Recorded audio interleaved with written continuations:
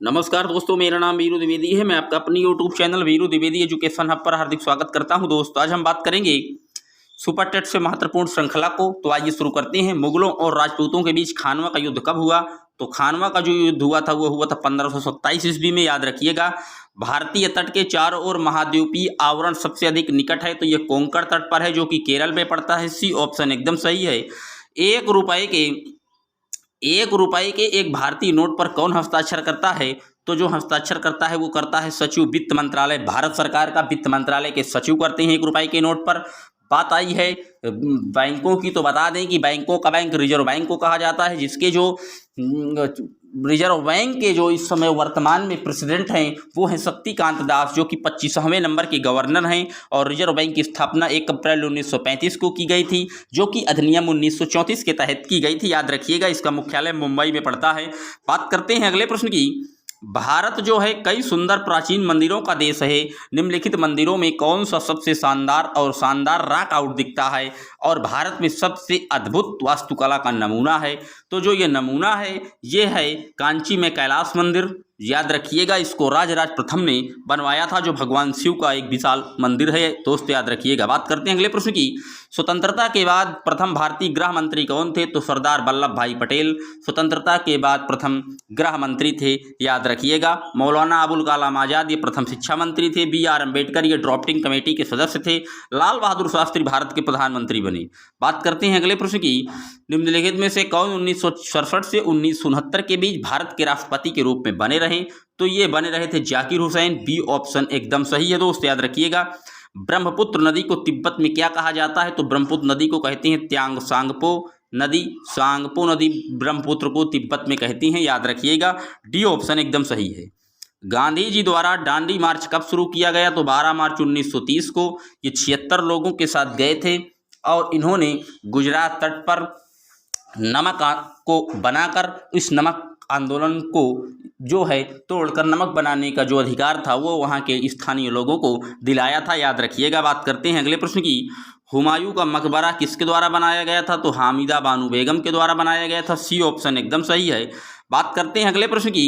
मैक-मोहन line द्वारा कौन से देश पृथक हुए हैं? तो जो मैक-मोहन लाइन है वो है भारत और चीन के बीच, भारत और पाकिस्तान के बीच रेड क्लिफ लाइन है। याद रखिएगा। बेल्जियम की मुद्रा क्या है? तो बेल्जियम की जो मुद्रा है वो है यूरो। डी ऑप्शन एकदम सही है। और बेल्जियम कहाँ पड़ता है? तो ये बेल्जियम जो है वह ब्रुसेल्स की राजधानी है और इसी ब्रुसेल्स में नाटो का मुख्यालय है, जो कि नॉर्थ अटलांटिक ट्रीटी ऑर्गेनाइजेशन का हेडक्वार्टर भी है। याद रखिएगा। बात करते हैं अगले प्रश्न की। तमिलनाडु का कौन सा शहर सूती वस्त्र के लिए प्रसिद्ध है? तो जो कोयम्बटूर है ये जो है सूती वस्त्र के लिए प्रसिद्ध है। याद रखिएगा। हरे फलों को पकाने के लिए एसिटिलीन का उपयोग किया जाता है। हिमालयन पर्वतारोहण संस्थान कहाँ है? तो ये स्थित है, ये स्थित है मारामागोवा में। याद रखिएगा। दूसरे महायुद्ध में जर्मनी ने फ्रांस पर कब हमला किया था? तो जो हमला किया वो 1941 में कर दिया था। बी ऑप्शन एकदम सही है। बात करते हैं अगले प्रश्न की। रविंद्रनाथ टैगोर द्वारा रचित जनगण मन 1912 में सर्वप्रथम प्रकाशित हुआ, जिसका शीर्षक था राष्ट्र जागृति। ए ऑप्शन एकदम सही है। निम्न में से कौन से राजवंश ने विजयनगर पर राज्य नहीं किया?